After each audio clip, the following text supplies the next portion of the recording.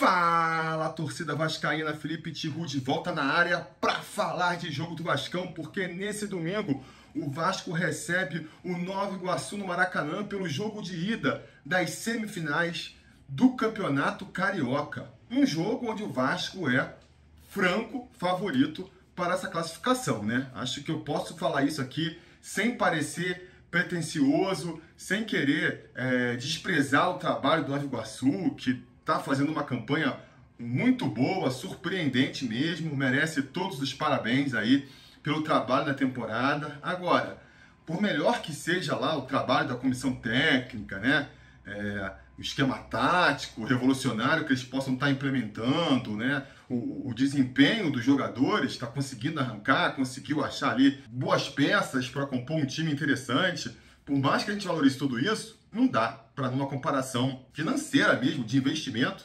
comparar o time do Vasco com o time do Nova Iguaçu e não dizer que o Vasco tem que passar para a final desse Campeonato Carioca, né? Ainda mais a gente aqui que é torcedor do Vasco, não precisa ficar com falsa modéstia, imaginando que a gente espera um cenário, uma possibilidade que não envolva o Vasco passando. Pode ser difícil, pode ser fácil, mas o Vasco na final do Carioca, eu acho que, se você pegar aí 100 vascaínos, vão dizer que estão com essa expectativa. Repito, o que não quer dizer, né, que não possa haver surpresas. Tem aquela coisa, né? A gente comentou muito sobre esse assunto recentemente, até por conta da Copa do Brasil. Quando a eliminação é em um jogo só, o jogo eliminatório é um jogo só, ainda está mais aberto a surpresas. Você pode, um lance fortuito ali do adversário, abre o placar e aí a coisa pode degringolar.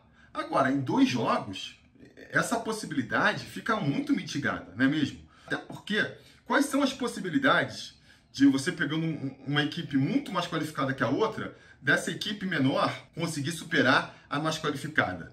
Para mim, são 2 alternativas. Ou o time mais qualificado, ele entra de salto alto, é um time, né, soberbo, acha que vai ganhar a qualquer momento, acha que quando quiser vai lá e faz um gol, entra com essa soberba, entra na preguicinha, o time mais de menor investimento entra com a faca entre os dentes, sangue nos olhos, esquema tático bem planejado, entrega dos jogadores.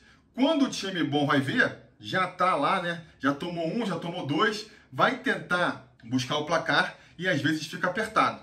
Ou então, é um time muito novo, é um time que tem traumas recentes, tem um psicológico fraco ali, e aí, de novo, por essas circunstâncias do jogo, acaba sofrendo um gol primeiro, o time se destabiliza emocionalmente, a torcida também fica nervosa, aí o time meio que amarela, vamos dizer assim, né? Sente a pressão, não consegue, se entrega, fica pior do que já estava e a coisa degringola. Para mim, o time do Vasco não se encaixa em nenhum desses 2 cenários. Não acho nenhum time convencido, um time que joga de salto alto, nem acho um time frágil psicologicamente, inseguro. Muito pelo contrário, um time que foi forjado na pressão. E, repito, insisto, mesmo times com essas características, a tendência de uma eliminação viria num jogo só, quando é mais difícil de você, né, tomar o revés ali e se recuperar. Numa situação de 2 jogos, vamos supor que dê tudo errado e o Vasco perca do Nova Iguaçu nesse domingo, você vai ter um outro jogo que você pode vencer, né? Vencer por 2-0, né? O Nova Iguaçu tem a vantagem dos 2 resultados iguais, como se convenciona a falar, mas mesmo assim, né? A gente não pode aceitar, vai ser muita humilhação se o Vasco conseguir ser eliminado nessas circunstâncias. O que não quer dizer também que esse jogo aí não valha nada, não desperte nenhum interesse. Então tá bom, né? Não vou nem acompanhar, deixa para acompanhar só na final. Acho que, principalmente depois desse jogo aí contra o Água Santa, a gente não pode mais assumir esse discurso, né? Se o jogo contra a Portuguesa, a goleada contra a Portuguesa, começou a dar no vascaíno essa sensação de que o time está pronto, o time virou uma máquina, aqueles primeiros 20 minutos contra o Água Santa meio que reforçaram essa impressão. O que se seguiu depois mostrou que esse time do Vasco está longe de estar pronto, está longe de estar azeitado, tem muito ajuste para fazer ainda, para conseguir chegar no time que a gente espera. E esses 2 jogos, né, esses confrontos contra o Nova Iguaçu, vão, para mim, cara, ser perfeitos para isso. É a última chance que a gente tem, é o último adversário sem ser de Série A que a gente deve pegar na temporada. Até na Copa do Brasil vai ter o sorteio ainda, mas são grandes as chances da gente já pegar um time de Série A na próxima fase. A gente tá pegando o Nova Iguaçu, que eu acho que nem fase tá, né? Não tá indo na Série D. E pode ser a última chance do Vasco fazer esses ajustes finais. A proposta do Vasco, a proposta de jogo do Ramon Dias para esse ano é muito interessante. A gente viu ali naqueles primeiros 20 minutos o Vasco com 75% de posse de bola, rodando a bola pelos lados, tentando achar a brecha, saindo tocando, carrossel Cruz Maltino. Mostrou um vislumbre do que pode acontecer, mas na sequência a gente viu um vislumbre também do que pode acontecer de errado com essa proposta de jogo ousada que o Emiliano e o Ramon Dias estão propondo e que é difícil de executar mesmo. Precisa de muito treinamento, precisa, né, de muita entrega, comprometimento para fazer funcionar. Quando funciona, cara, é uma maravilha. Mas se fosse fácil, tava todo mundo fazendo, né? A gente vê, inclusive, todo mundo tentando fazer. Até esses clubes pequenos tentam fazer esse estilo de jogo, mas é mais complicado do que parece. Exige, que nem eu já falei, muita disciplina tática, muita a questão física, né? O time tem que estar na ponta dos cascos e precisa de um treinador que saiba também fazer implementar nos treinamentos e precisa de elenco, né? Precisa de peças qualificadas para fazer esse jogo funcionar. Se você peca em qualquer um desses 4 elementos aí, a coisa já não funciona direito e aí abre ali uma fresta na proposta de jogo, onde normalmente os adversários exploram para conseguir acabar até vencendo as partidas, né?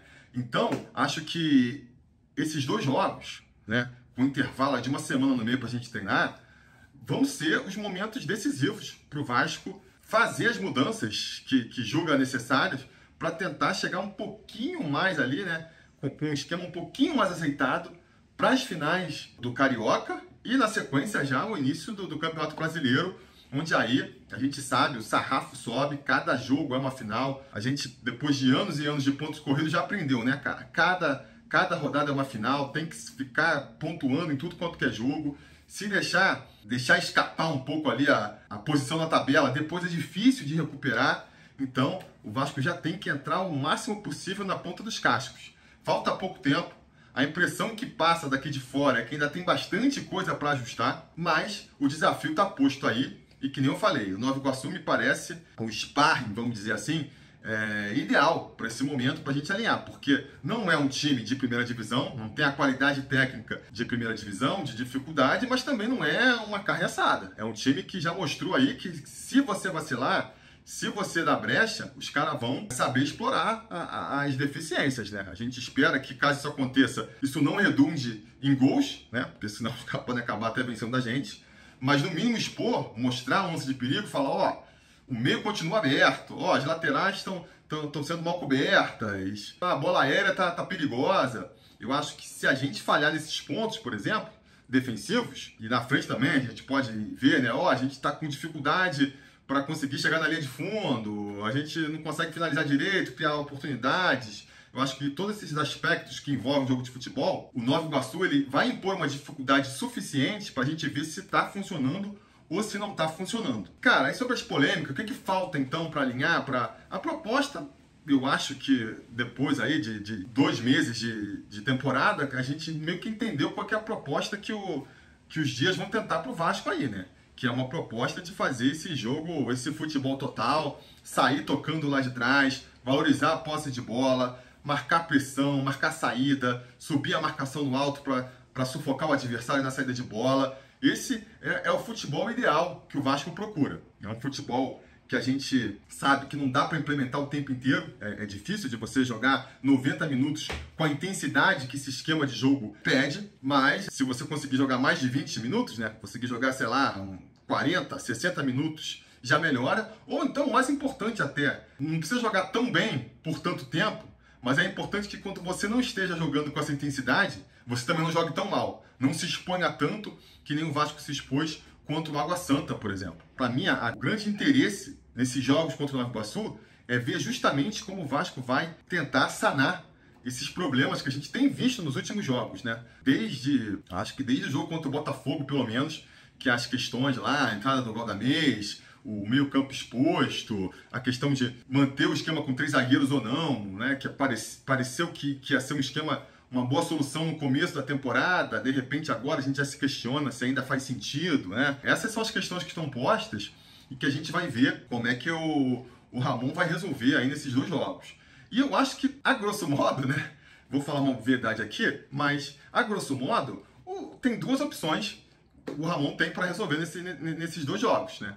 Uma é fazer mudanças, tentar mudar, e aí a mudança pode ser técnica, tática, de postura, né? Que eu estou falando de técnica. Técnica eu estou falando basicamente de trocar peças. E aí trocar peças, a gente pode tanto falar em posições em que a troca ela só se baseia numa questão de quem é melhor mesmo, de quem pode render mais, né? Estou falando aqui, por exemplo, do Zé Gabriel ou do Sforza como primeiro volante. Quem que deve ser o titular? Basicamente, quem o Ramon achar que pode render mais. Porque o esquema do Vasco, a proposta de jogo do Vasco, não vai mudar com o nosso primeiro volante sendo o Zé Gabriel ou sendo o Sforza, entendeu? As características são meio parecidas. A função deles em campo vai ser meio parecida também.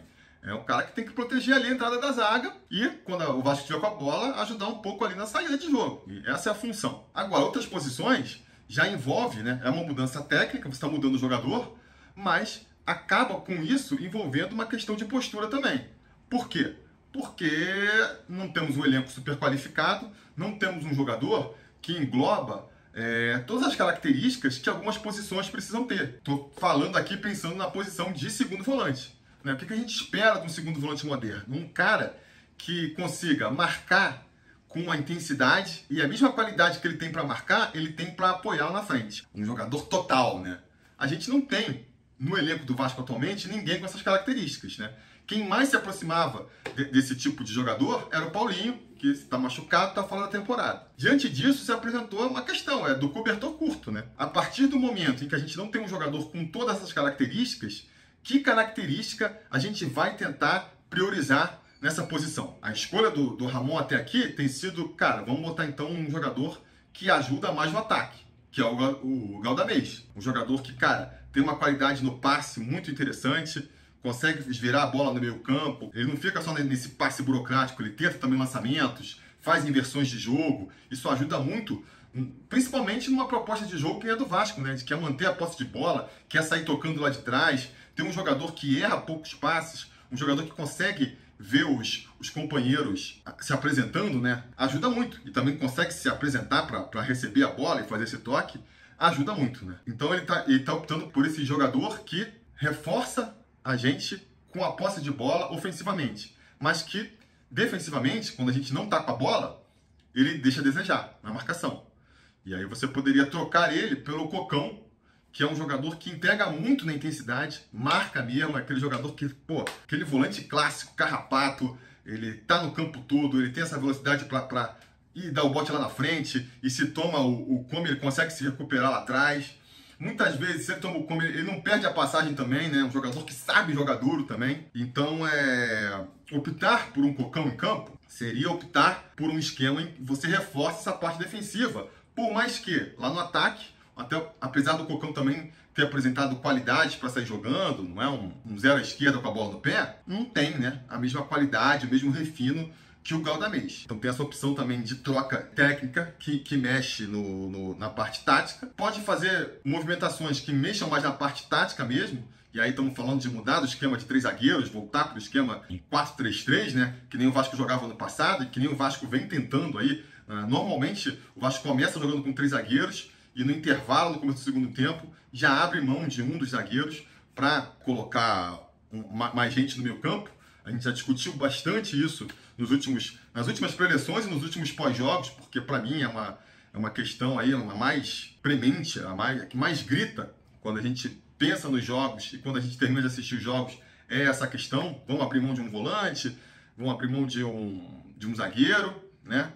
E tem até a questão da postura do time mesmo, que até ultrapassa a questão do esquema tático, se joga com 3 zagueiros ou se joga com 2 volantes, que é justamente, cara, vamos jogar mais ofensivo, marcando lá em cima, subindo a marcação, ou será que a gente tem que tentar jogar marcando mais atrás, mais por uma bola, mais fixado lá atrás, montando o ônibus lá atrás? que foi como a gente jogou contra o Flamengo, contra o Fluminense, né? A gente fala muito do Galdamés, que enfraquece o meio-campo, mas a gente jogou com o Galdamés já contra o Fluminense, e foi 0-0. Fluminense, campeão da Libertadores, time de dinizismo, que toca a bola, que sabe jogando, que favorece o ataque.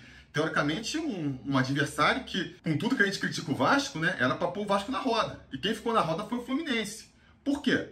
Porque o Vasco preparou um esquema especial para enfrentar o Fluminense. E com os mesmos jogadores, com os mesmos jogadores.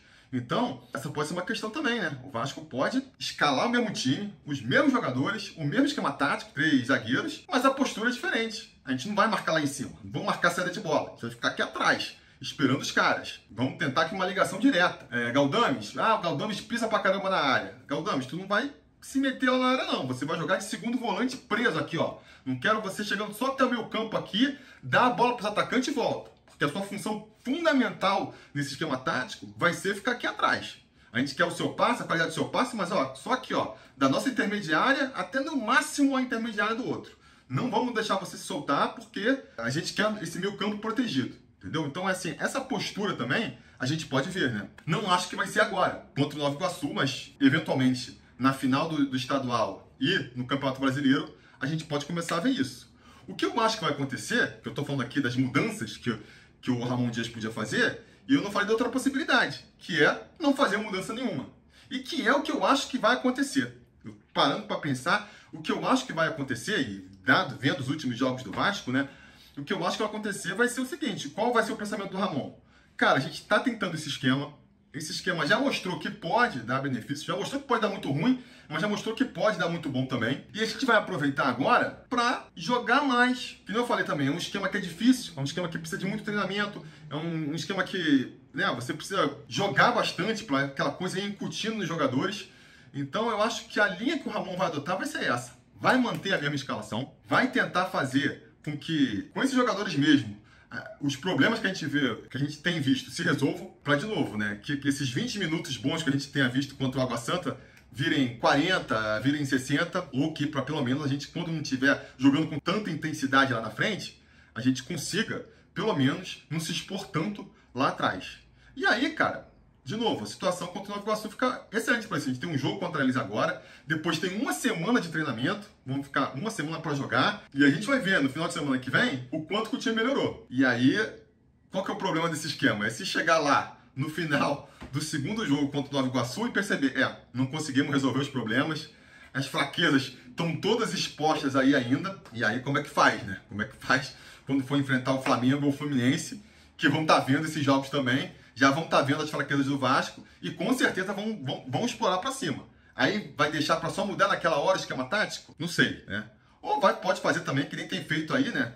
Começa com um esquema, no segundo tempo muda para outro, vai testando 2 esquemas ao mesmo tempo. O Ramon tem feito isso, o que por outro lado mostra, né, que ele por mais que tenha esperanças nesse esquema aí, com 3 zagueiros e de futebol total, ele já trabalha com um plano B ali, para caso isso não funcione, porque o tempo está correndo contra a gente, né? O campeonato vai começar para valer, a temporada vai começar para valer, a gente precisa ter um time que não vacile, que jogue com mais eficiência, porque a partir de agora os jogos vão ser cada vez mais difíceis. Mas é isso, né? Vamos pro jogo então, vamos ver a postura. Eu acho que a escalação, insisto, acho que vai ser a mesma dos últimos jogos aí, o time que a gente está acostumado a ver. Léo Jardim no gol, a zaga com 3 zagueiros, o Léo, o Medel e o João Vitor. Meu campo, acho que ele vai insistir com o Zé Gabriel. Não viu esforço ainda jogando bola o suficiente para fazer o Dom Ramon barrar o Zé Gabriel, aquela coisa do antiguidade é posto, né? Aquela lei não escrita do futebol. Meu campo com o Galdames e o Payet, né? Formando o meu campo. E aí lá na frente a gente joga com acho que vai ser o Adson mesmo e o Verratti. Na verdade, o Payet jogando ali mais para a esquerda, o Adson mais para a direita e o Verratti mais centralizado. Em relação ao último confronto, né, a única derrota, vale lembrar também, que a gente teve na temporada aqui foi para o Nova Iguaçu, mas eu acho que a situação agora é completamente diferente, né? A gente vai com o time titular, a gente vai com um time muito mais focado, a gente vai jogar num campo muito melhor do que lá em Uberlândia, por mais que o gramado do Maracanã não seja nenhuma maravilha também, não é igual aquele campo do Uberlândia, e principalmente com VAR e com todos os olhos voltados para o Vasco, dificilmente a gente vai ver uma arbitragem permissiva, como foi naquele jogo onde o Nova Iguaçu, cara, abriu a caixa de ferramentas, desceu o sarrafo contra a gente e a arbitragem ficou lá como se não fosse com ela, não é mesmo? Então, isso posto, acho que o ideal, qual que seria o placar ideal para o Vasco? Cara, pelo menos abrir aí um 2-0, né?